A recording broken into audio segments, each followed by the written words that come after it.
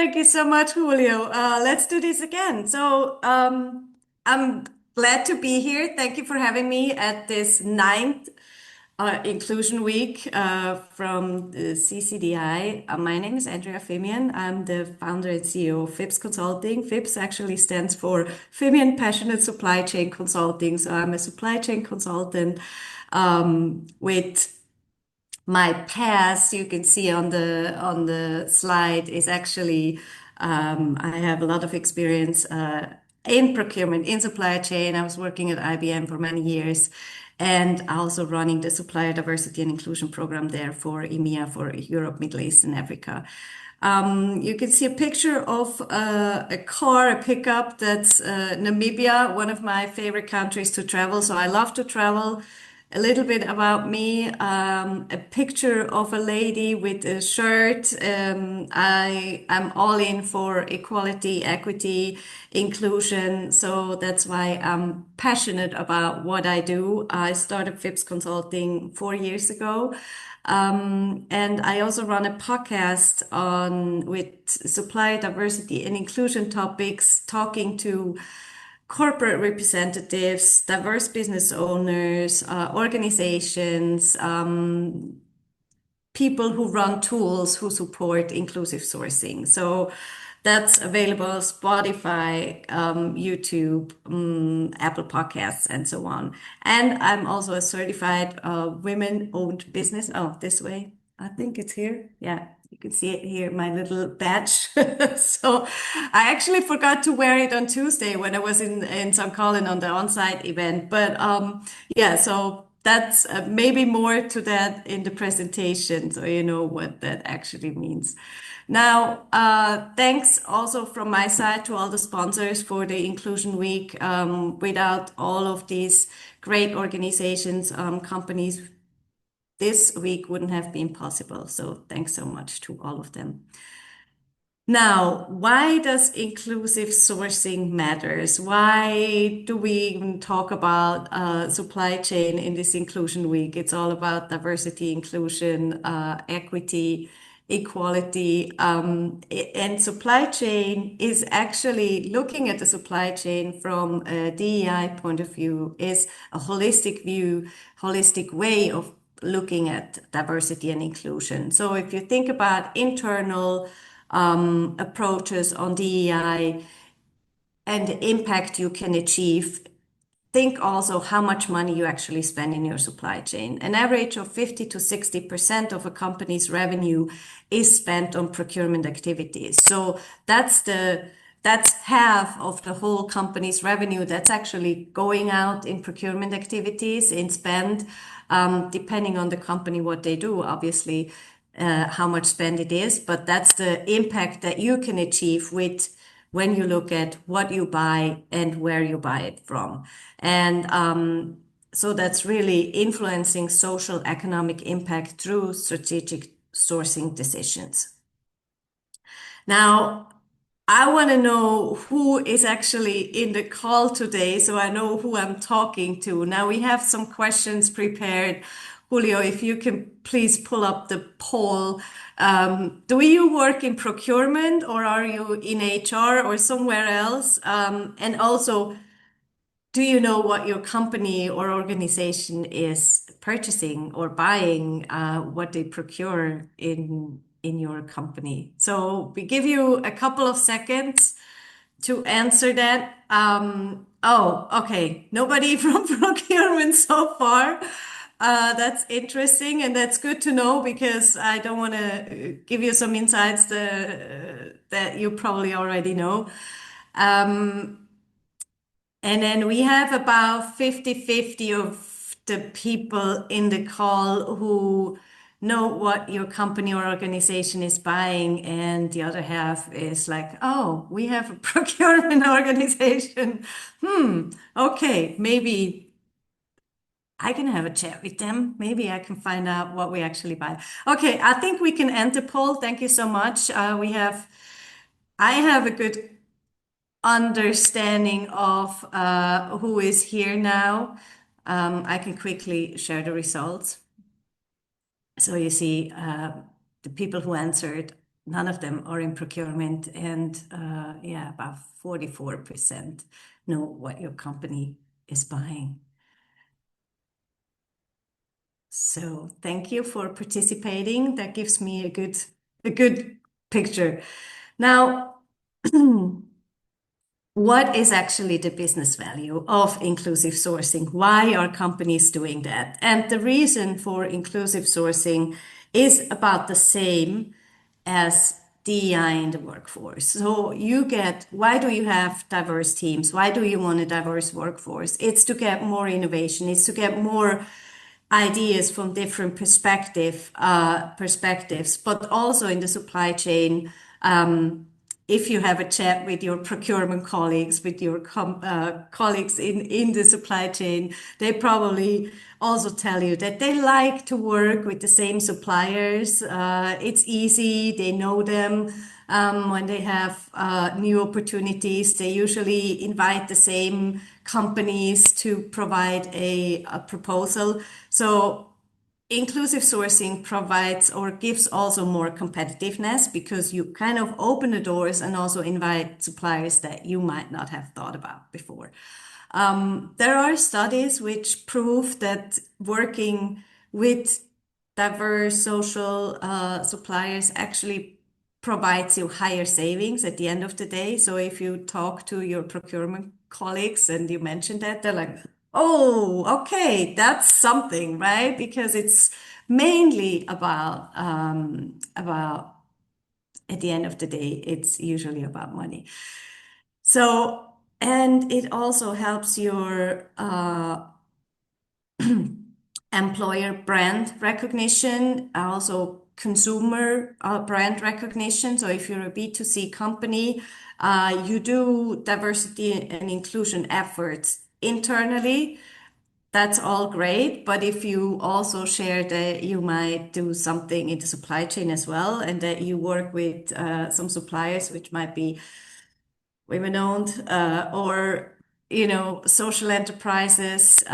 You probably also work naturally with some of these suppliers, but you just don't know. So this is just a kind of a focused way of supply chain inclusion. What's also proven is enhanced resiliency. So diverse owned businesses are usually more resilient than other non-diverse owned business. They're more agile. They can adapt easier to changes in the world, to what we face now with all the tariffs. If there is like issues with transportation and so on, also increased sustainability. That actually comes also from diverse or inclusive sourcing also targets a lot of smaller local businesses, which means they don't have to ship their products or across the pond or way too long ways to actually provide all the products. And also, they usually have more eco-friendly practices and products, which support also your company's CO2 targets. And at the end of the day, it creates a higher economic and social impact. It reduces social inequalities and it improves quality of life for all. You might ask yourself, why would that be the case? Maybe just real quick to the history of supplier diversity, inclusive sourcing. It all started around the 60s with the civil rights movement in the US. It's also an American thing. It also comes from the US. It started in the 60s. IBM was actually one of the first companies who implemented supplier diversity and inclusion programs, inclusive sourcing, to make sure that they do not just empower individuals by hiring them, but also empower whole communities with buying from them. So it wasn't just about workforce. It wasn't to bring individuals just into the workforce and have more diversity and inclusion there, but also buying from companies which are led by people from underrepresented groups. It started with people of color. It was expanded to women, LGBTIQ individuals, ethnic minorities, other ethnic minorities, also people with disabilities, and veterans, which is probably not really a big thing in Europe, but we also look at people with disabilities, LGBTIQ individuals, women, and ethnic minorities. So that's kind of the history of inclusive sourcing. Now you probably think, okay, how would I or would our procurement go about that? And this is really a very basic overview of a sourcing process, how it works. It's more private company or not really the public sourcing process, but it's similar. So you actually have a sourcing opportunity. You have a client who needs something, or internally you need something. And then you either do an RFI, RFP. RFI means request for information or request for proposal. So you ask suppliers to provide a proposal. And that's where the supplier selection happens, where you actually decide, I'm going to ask supplier A, B, C, D to provide a price, a proposal, and then you go through the evaluation process with all these proposals. Now with the supplier selection, with inclusive sourcing, you actually really make sure that there you invite suppliers which are either small, social, diverse owned. And if I talk about diverse owned, that means it's the company is 51 or more percent owned and controlled by one or more individuals from an underrepresented group. So having a badge of being a women-owned company means that I'm 51%. So I have to say in my company, I can decide what we're gonna do next, and I don't have to ask any investors. I don't have a I don't have anybody who has more to say than me, for example, in my company. So that's kind of where it comes from, but it can also mean that you invite more women-led companies. You look at the company structure of the suppliers that you work with. You make sure that they do not do any they also support diversity and inclusion and have social structures and so on, or are a steward-owned company. There are many ways, but just having an awareness of who your suppliers actually are. Now, where would you find them? There could be a corporate network, so you could work with other corporates who do the same thing, who can recommend great diverse small social businesses. That's kind of what I did as well at IBM. I was working with many of our competitors at that time, like SAP, Accenture, Intel, but we exchanged the suppliers that we worked with and to actually help them grow as well. You might already work with such suppliers. You just have to find out. And then there are also organizations like, for example, We Connect International, who do certify women-owned businesses and connects them with corporates. So We Connect International is a global organization. They have about 150 corporate members, from Coca-Cola to Nestle to Delta Airlines, all kind of companies through all the different kind of branches is all interested in buying from diverse owned businesses and working with these organizations. So I didn't put a slide with all the different organizations and acronyms. I have a link in the presentation slides where you can find them on my website. I have like 1 minute readings where you find all the different organizations and some tips and tricks and how to do it and so on. So I didn't put them on the presentation.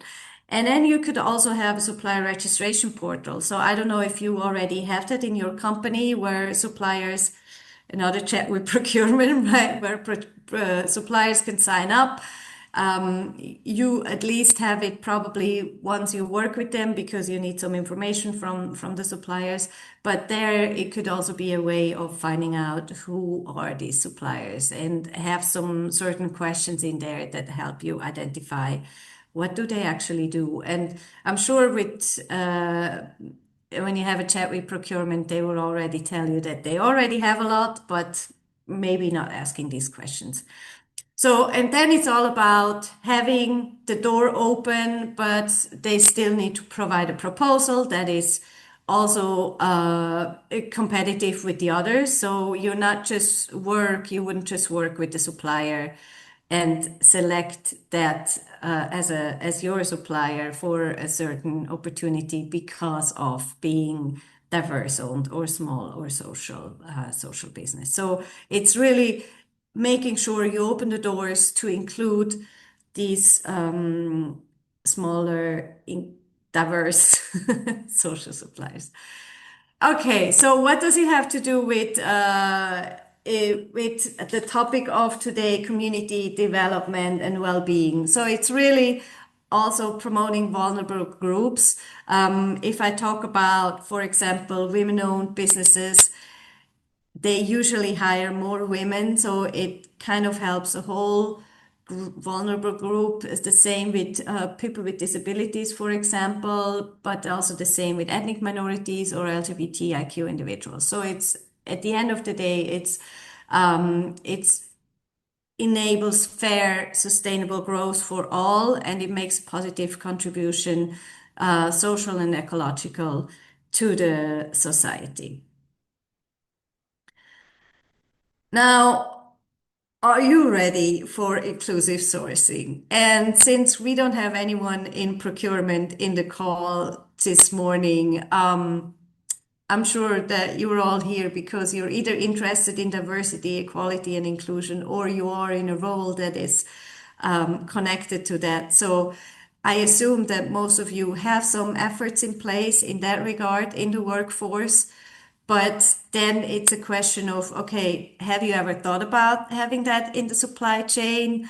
Do you have ESG KPIs maybe in the supply chain? Because that's more on people's agendas in procurement to really make sure you have a good carbon footprint, CO2 reduction. That's kind of in everybody's ear. But if you look at all the three pillars, the environmental pillars, it also supplier diversity, inclusive sourcing also supports the environmental pillars because you actually source from smaller local suppliers and not just from one global suppliers who supports all of your offices or factories across the world, but you have more local sources. The social part, obviously, as well, and also the governance.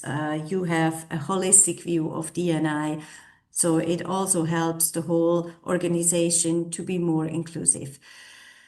Now, with procurement, you would face the CSDDD, the CSRD. So these are reporting directives from the EU that are coming up, which also includes the supply chain, and having inclusive sourcing efforts supports making sure that you can actually meet these targets for or provides you input for a positive CSDDD and CSRD reporting. So that's also something that you can talk to about your procurement colleagues. And it would also be good to find out what kind of spend you actually have and where, because it doesn't always make sense. So let's be honest. I mean, diversity and inclusion doesn't really make sense if you only have a team of, I don't know, a company of 10 people. It might, you can only have so and so much impact. So if you're in a company or organization that doesn't have too much spend, that only really needs niche products and services that are coming from like two suppliers, it doesn't really make sense. But if you're a big company or organization who really has a lot of spend, a lot of suppliers, buys from all kinds of different suppliers, but also regions, it makes a lot of sense. And it also can create a huge impact. Then it would kind of be a good start to find out where you're at and where you want to go. So what is your baseline, who you already work with, and what is it that you want to achieve? It's kind of the same with HR, workforce, diversity and inclusion efforts. And then again, also in the supply chain, it makes sense if you have support from management. I mean, you can do so much if you really passionate about it and you want to change, move the needle a little bit. You can do a little bit, but if you don't have support from management and if it's not in your goals or company values, then it's going to be hard. So that's kind of the questions you can ask yourself or have a discussion with your procurement colleagues. Now, real quick about my company. So I really help corporates to build and enhance the responsible, inclusive, and supplier diversity and inclusion efforts first and second tier. So maybe if you think what is second tier, it's the supplier of your suppliers. That's also important to look at. I also do ESG solutions within the supply chain and then overall supply chain consulting, including process optimization, transformation, risk management, and so on to help a company get more understanding and more clear view on supply chain and purchasing. That's consulting, workshops, trainings, right. So key takeaways. I mean, inclusive procurement offers diverse benefits for businesses and society. You have them in the presentation. The slides that I'm gonna hand out are actually they have some more details in it. So maybe something that you can also then share with your procurement colleagues. It enhances supply chain resilience, minimizes risks, and drives innovation. So it's really something for me it's a no-brainer, but it's always the same discussion. I mean, probably for you, diversity or having diverse teams is a no-brainer as well, but you still have these discussions with your management. It is a pathway to ethical, sustainable economic growth and strengthening well-being for all. And it kind of the icing on the cake, it contributes to financial goals of a company and it provides positive social and ecological impact.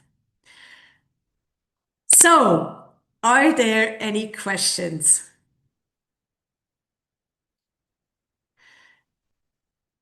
Okay, so we have a question, and it's kind of a greenwashing question, if I get this right.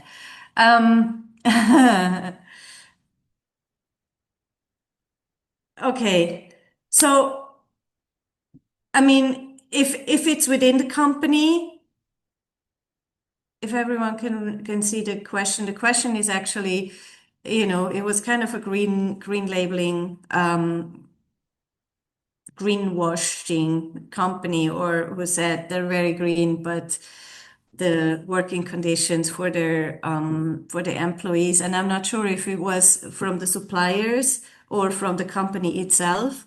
If it's from the company itself, then it's kind of a company problem, and you would have to do probably internal audits. And if you have a supplier who says, yes, we are, we stick to the working conditions, no child labor, no modern slavery, and so on. That's something that is probably in every supplier's contract that they don't do that. It's very common that you have something like that, especially if you're a bigger company and have a lot of production in in other countries. Then you would also have to do audits. So you would have to go by. But again, then, you can never be 100% sure. And we also see that in media when there are all these labels and everything signed and proven and people go by and actually do audits, but they were informed and then it looks nice and clean when they get there, but when they leave, it's not really the case anymore. So it's very, very, very, very hard to to have a very, 100% security that everything is going as on paper. But you can do so much. You can do audits, you can go by, you can do, yeah, visits. You can have obviously things in the contract, but that's just paper. But really having these site visits helps. I hope I answered your question, Sylvia. All right. So if you have any further questions or if you want to have a chat with me, reach out. I'm on my contact details, I think are here. Let me continue. So thank you so much for your participation. We have more upcoming sessions, and I also want to mention real quick upcoming events. So there is actually a conference in Madrid. It's the We Connect International Europe and MENA Summit. So it's We Connect stands for Women Empowerment. So it's the women organization. It's a lot of women-owned businesses there. Elizabeth, I hope you're going to be there as well. My friends from Organic Mondays, big fan. and and lots of corporates who are interested in working with these incredible women who run their own business. So that's in Madrid, 17th of 18th of November. And then, as I mentioned, I have some 1 minute reading series on my website, which gives you snippets of supplier diversity and inclusion and the organizations and so on.